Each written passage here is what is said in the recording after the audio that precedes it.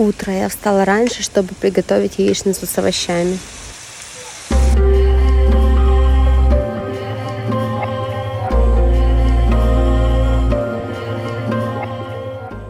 Вот такая вкусняшка получилась. А потом мы пошли по магазинам.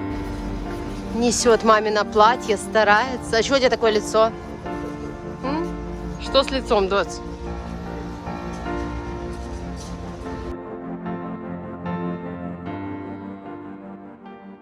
Купила детям одинаковые платья, вот такие.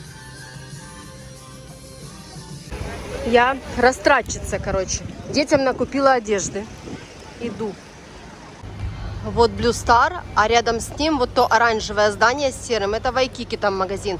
И на втором этаже есть Credence Bank банкомат, где можно с наших карт беспроцентно снять деньги. В Дурресе очень много торговых центров и больших магазинов. У нас тут дома появился личный доктор. Приходит ко всем на вызов, да? Доктор Алиса пришла лечить. Ты будешь укольчики делать? Да. Кому? Маме. Маме? Да. А мама не хочет. В нос? Ты что? Мама не хочет укольчики. Не, нос. А я тебе в попу тогда сделаю. А я нос. Ночью у нас заехали новые соседи. Вот. Наступил вечер, и мы уже собирались спать, но не тут-то было. Иду через ночной порт. Мы с Алисой сейчас на ночь глядя идем в больницу. 10 часов вечера, мы идем с Алисой, ищем госпиталь, мы уже где-то рядышком. А идем, потому что хочу исключить аппендицит, живот болит, температура 39. Температура огромная, дала жаропонижающий. Иди садись в коляску, Доця. Сейчас мама спросит, где больница. Иди. Дуррес албанский ночью оживает. Многие выходят в кафешки, но нам сегодня не до этого.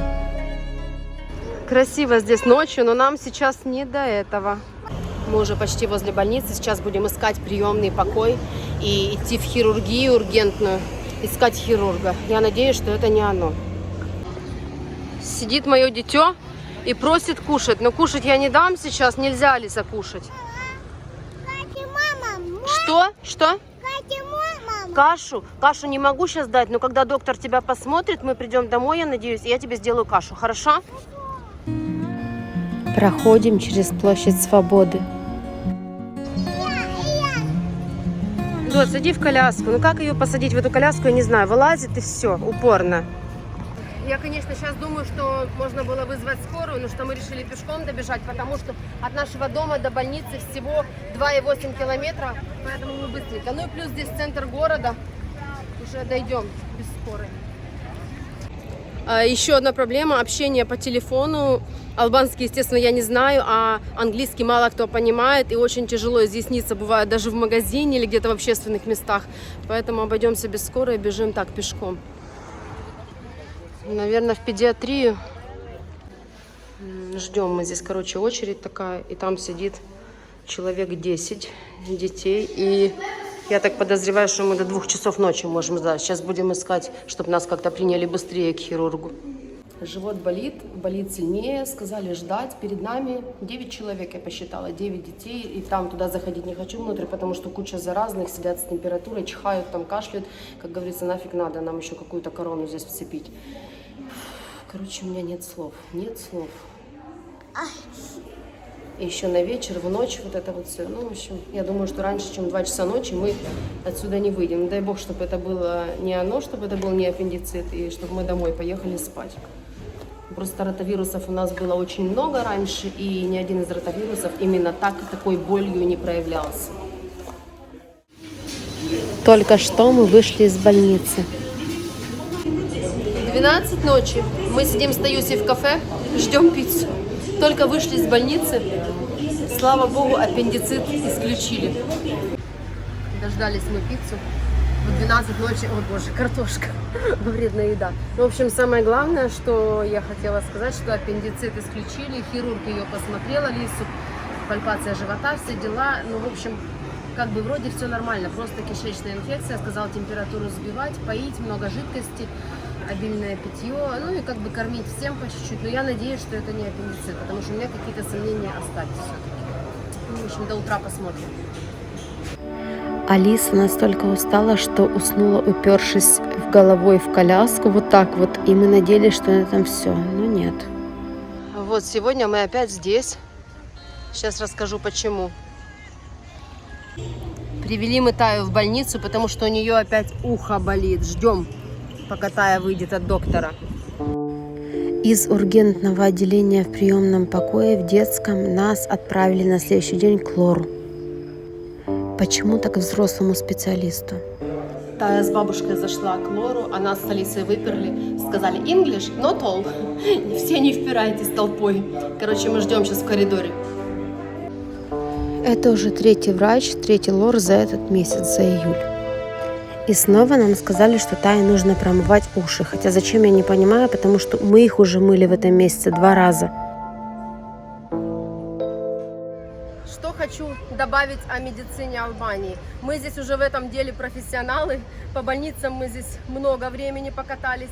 И в этом году, и в прошлом. В прошлом году мы с Алисой попали в больницу со страшнейшим ротавирусом.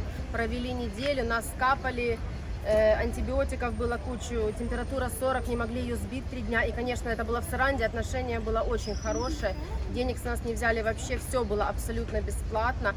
Потом в конце недели я пришла, попросила, чтобы нам посчитали вообще, сколько мы должны. На меня главврач смотрел дикими глазами, сказал, ничего не надо. И тогда еще, заметьте, не было военных действий, и украинцы были обычными туристами здесь. Вот. В этом году, конечно, вот немножко поменялось. Мы уже в этом году несколько раз попадали в педиатрию. 1 раз с подозрением на аппендицит, который я вам вот только что показала в этом видео с Алисой. И с тайными ушами весь месяц мы мучаемся и в Саранде, и здесь в Дуросе. С Алисой, когда мы были на приемном покое с подозрением на аппендицит, тоже все было бесплатно, с нас ничего не взяли.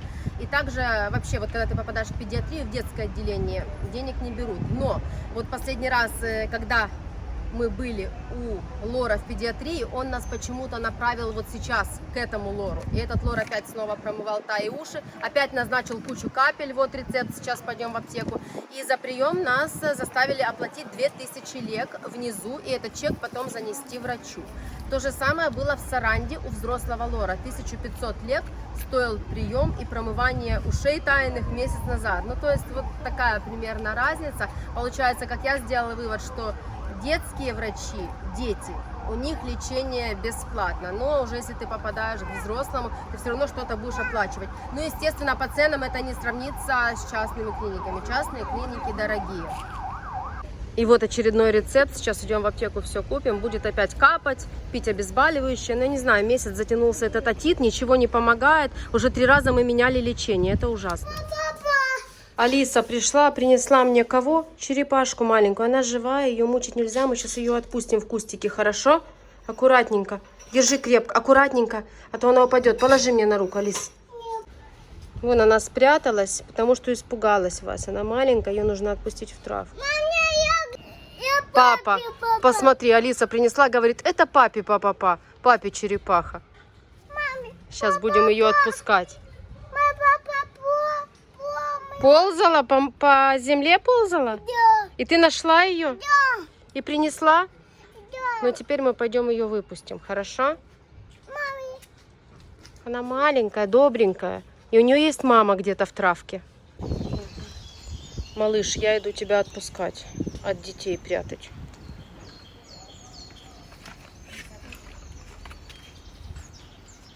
Отпущу ее, пойду. Куда ее отпущу? Алиса. Ну-ка, я тебе. Под забор, да?